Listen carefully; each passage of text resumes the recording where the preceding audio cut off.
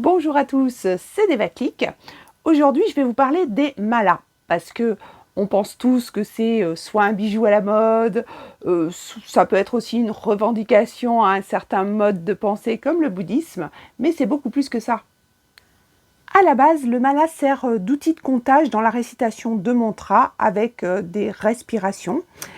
Au bout du mala, il peut y avoir soit un pompon, une pierre ou par exemple une perle gourou comme celle-ci. Gourou en Inde, c'est celui qui vous fait avancer, hein. Mais quelquefois, vous avez une perle plus grosse. C'est le point de référence du départ et de l'arrivée de vos récitations de mantras. Un mala contient 108 perles. Alors pourquoi 108? Alors il y a plein de théories, hein. Les 108 noms du Bouddha, les 108 positions du yoga, sachant que 108 c'est un nombre sacré. Et il y a plein de théories, je vous laisse rechercher celle qui vous convient le mieux. Vous pouvez trouver aussi des malas de 54 perles, donc la moitié de 108, pour des mantras un petit peu plus longs. Et vous trouvez également des malas comme ceci de 27 perles, soit un quart de 108, pour des très longs mantras. Mais quel mantra chanter ou réciter?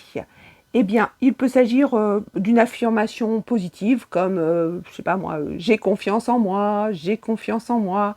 Ça peut être un remerciement parce que l'univers a exaucé une de vos demandes, mais vous pouvez aussi réciter des mantras en sanskrit si c'est plus plaisant et plus parlant pour vous. Comment se servir d'un mala? Alors déjà, il va falloir utiliser votre main droite. Et pourquoi? Parce que en Inde, la main gauche est la main qui s'essuie après avoir été aux toilettes ou se lave, hein. Donc c'est une main dite impure et elle ne doit pas toucher d'objets sacrés ou spirituels. Donc vous tenez votre mala dans la main droite, vous posez vos perles, enfin votre mala sur le majeur et vous allez faire avancer vos perles avec le pouce. On n'utilise pas l'index. L'index, c'est celui qui montre, c'est celui de l'ego.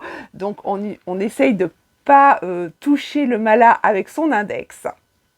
Alors le fait de maintenir un toucher éveillé entre chaque perle, de réciter en conscience, de prendre une respiration à chaque fois, ça permet une meilleure concentration, donc de moins avoir des pensées parasites.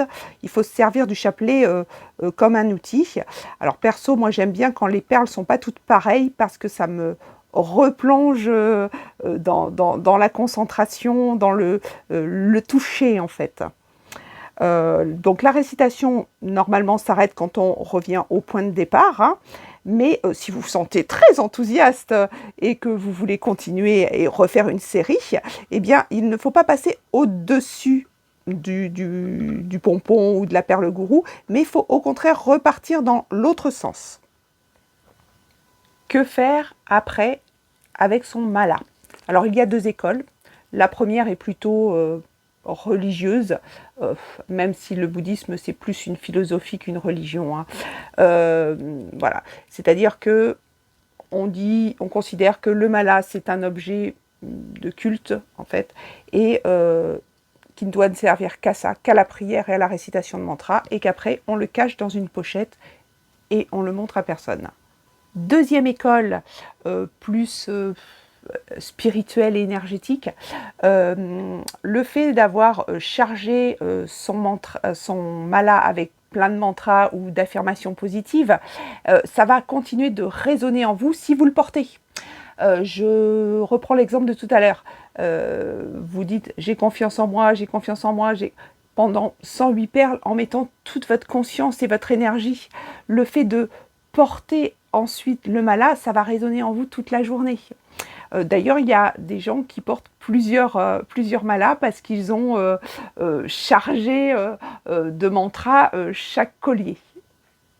Dernière chose, la matière. Eh bien, c'est comme vous voulez. À la base, ils étaient faits en bois, mais si vous aimez les pierres, faites-le en pierre. c'est votre mala, faites-le avec ce que vous ressentez. J'espère que cette vidéo vous a plu. N'hésitez pas à la partager, à liker, et je vous dis à la semaine prochaine.